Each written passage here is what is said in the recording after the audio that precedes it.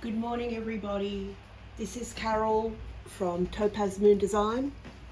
I'm going to show you how I make a simple glass beaded bracelet with a toggle clasp, like this one that I made earlier.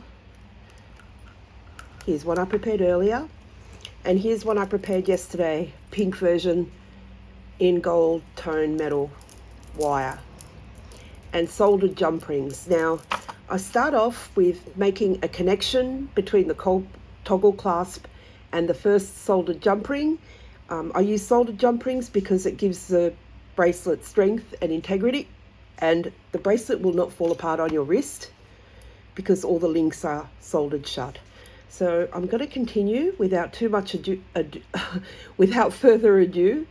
When I talk too much, I get a bit distracted and my hands migrate out of camera shot. I'm pretty good at making jewelry. I'm not really good at making videos, but I enjoy talking to my friends who are hemispheres and continents away. I'm going to shout out to my bestie on Reddit, Cindy. Thank you so much for following my videos, Cindy from New Jersey. Thank you so much for always watching my videos and leaving a comment. I love the one you left the other day, cracked me up. You're the Susan Hagen of the Carol Noman channel. Hilarious. So that refers to this stalker fan of the niche lady, I call her Niche, who is an absurdly ridiculous Las Vegas reseller who films herself constantly going to thrift shops and all her dramas that she experiences in her life, or little dramas of her own making. So this woman has a menagerie in her home: birds, reptiles, fish, dogs. Unbelievable. And she's got this reputation around Las Vegas for being a bankrupt and being a bit dodgy, as we say in Australia. Anyway, she's a source of great amusement to us on the Reddit board. There's a Reddit board in her honor. It's called the Niche Lady Reaction. The reason this Reddit board exists is because the Niche Lady proclaims herself to be a person who is very charitable and works towards a foundation to help women overcome domestic violence and help them become resellers, successful resellers like her. She's not successful. She makes her income from YouTube, but anyway. But she's quite ridiculous, and she's a source of great amusement to me and others like me. But the reason the Reddit board exists is because she's banned us all from her comments. So we can't say to her, well, that's wrong, what you said is wrong, and why did you say that when you said this and that? So you can't do that with her. She's got a glass jaw, can't take any kind of criticism. But she is ridiculous and she's funny. I mean, she doesn't mean to be funny. She's not trying to be comedy. She's not trying to do comedy. She's perfectly sincere in her shenanigans, and they are hilarious. And that's how I met this very good person called Cindy from South Jersey on that Reddit board. I also want to say a big hello to my bestie in real life, Karen. Thank you so much for watching my videos and liking them. Thank you so much, darling. It means the world to me. All right. Now, I also share my videos. I put them on YouTube and then I post a link on Facebook, and thank you very much for liking them, people, my Facebook post, but sharing is important too. So not just hit the like when you see it, share, because then your friends will see it and maybe your friends will watch it and like some of the jewelry they see and contact me to buy some of it. That would be tremendous. Now, on the subject of Facebook, I was following this lady and her cats on Facebook, and I made a comment about her Christmas decorations going up early, and those people came for me with pitchforks. I copped a lot of abuse for that. It was just, all I said was, wow, it's a bit early for Christmas decorations, and Christmas in November drives me insane. And people came for me. This lady a couple of years ago had eye surgery scheduled, and she was stressing about her Halloween decorations being ready. Yeah, priorities. So I don't understand this obsession with decorating your homes for every seasonal holiday or otherwise. It's a dreadful waste of time, in my opinion, and all those awful decorations made by slave labor in China. We don't need all that plastic crap. Make your own decorations, people. And can we please keep Christmas in December? So that's the nature of the comment I made. I said I'm triggered by early Christmas decorations. They drive me insane. Can we keep Christmas in December? And people just lost their minds. It was like a declaration of war. It was like I stabbed someone in the heart. Honest to God, so sensitive. These people are snowflakes if they can't take that. One of them actually said, "Is this the hill you choose to die on?" About a random Christmas decoration comment. You're saying it's a hill that I chose to die on? Are you overreacting a little bit? Yeah, they came for me. I copped a lot of abuse on that, and I thought these people are just too sensitive. And maybe I'm just too out there for Facebook. I don't know.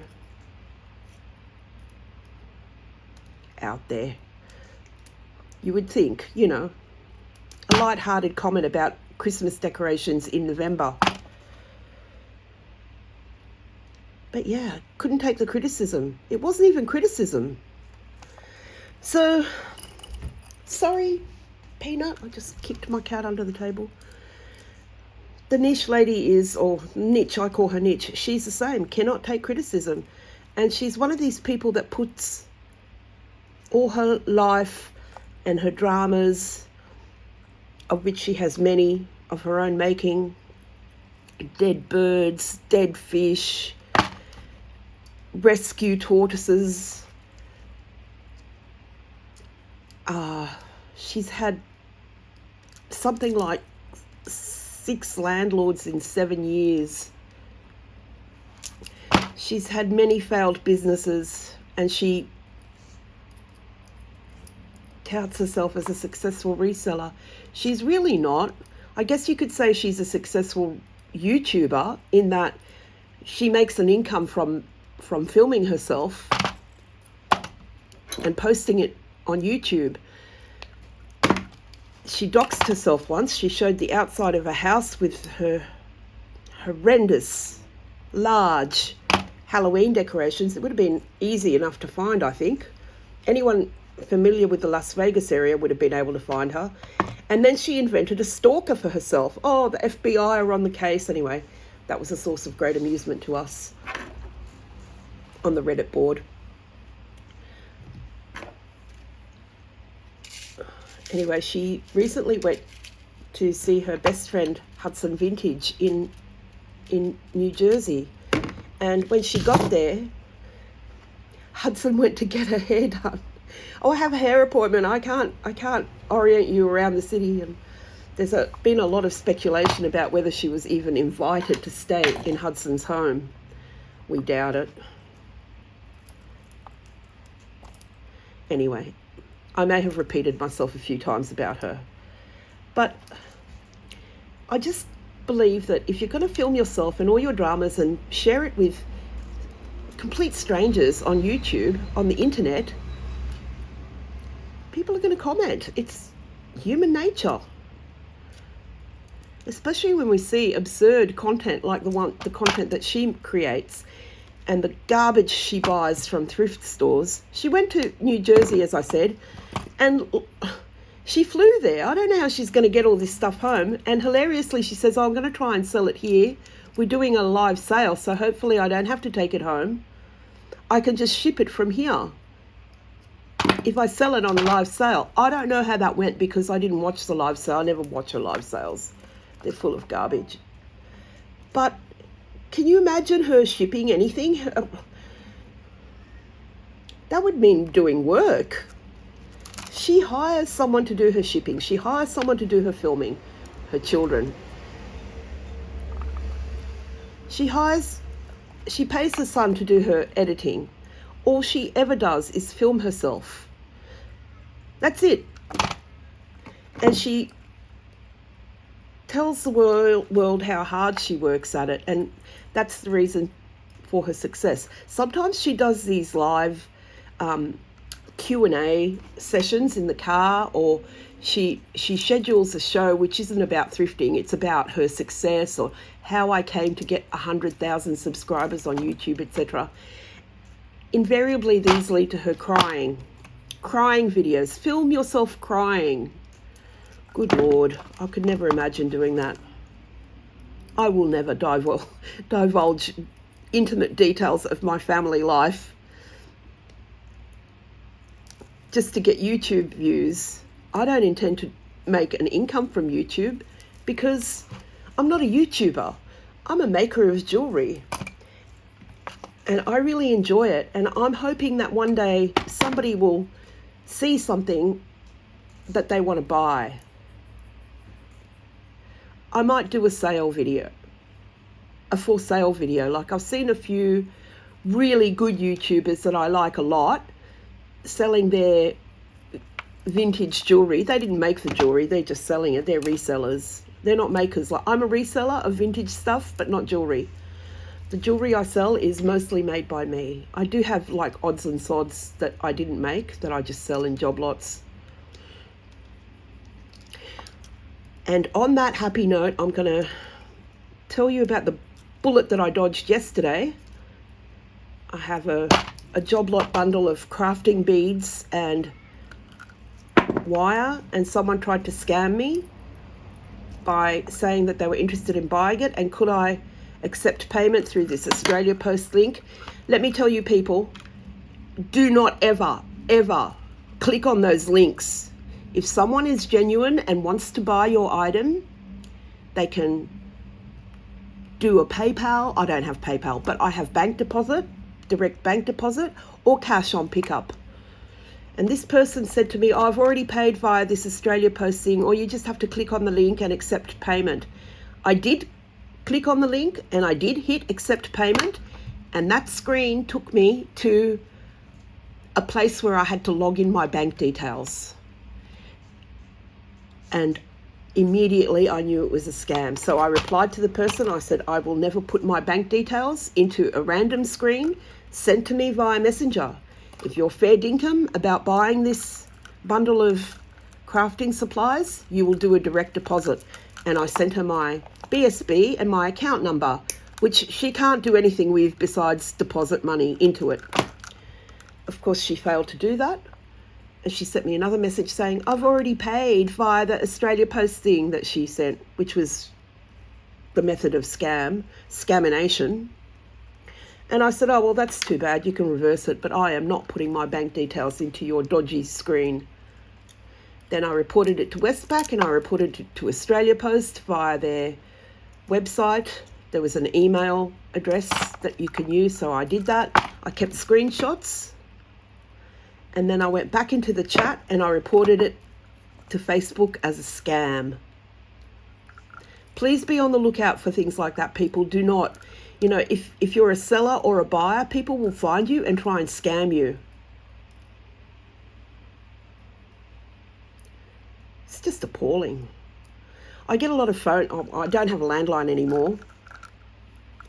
But I did have a landline which was a part of my internet package, which has been disconnected now, but long story short, so every time that landline rang, I knew it was a scammer, and I would just play along with them. They would say, oh, good morning, ma'am, I'm calling from blah, blah, blah, security department. And regardless of where they said they were from, I would always invent a story like, oh, my brother-in-law is the head of that department, do you know him? And some of them would say, oh, oh yes, I do know him. And I'd say, well, what's his name then? And that's when they would hang up. Or I would just string them along somehow like that. Yep, people need to be vigilant about scammers.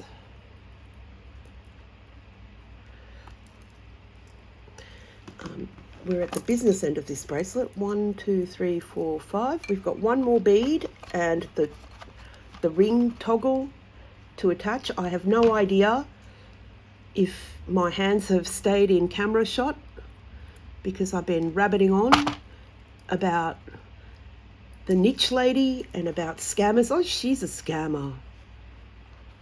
She is a scammer.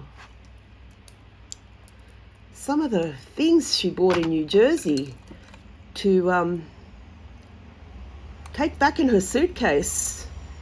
I was scratching my head. She bought an entire chipped tchotchke collection of some cat figurines. I love cats, don't get me wrong.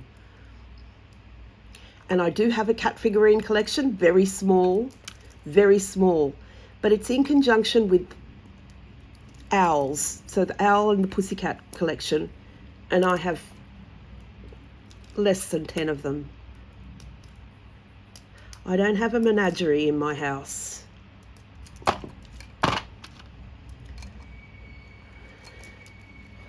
This is the last bead for this bracelet, and then I can call this video done, and I will do a short where I will show off the bracelets like that on my arm, because I think that's what's attracting people to subscribe to my channel. I do a little short, and I did a short of my sister's bracelet that I remodeled, and it got over 500 views. And a couple of days ago I did another bracelet for her, from scratch. I didn't film myself because it was such a long process, but I filmed her wrist wearing it, and that was just the other day. It's already got 150 views. So I think my new subscribers are coming over from the shorts that they're seeing. And Cindy, I think I've got this bracelet done now. It's not the neatest one in the world, but I like it. Beautiful gold flecked beads from Hong Kong. I don't think I'll go back to Hong Kong this year, like I was speculating. And it is done. Gee, I hope this video turned out okay. Thank you for watching, friends. And like I said, if you see something you like, just contact me. And if you see the link on Facebook, please share. Thank you.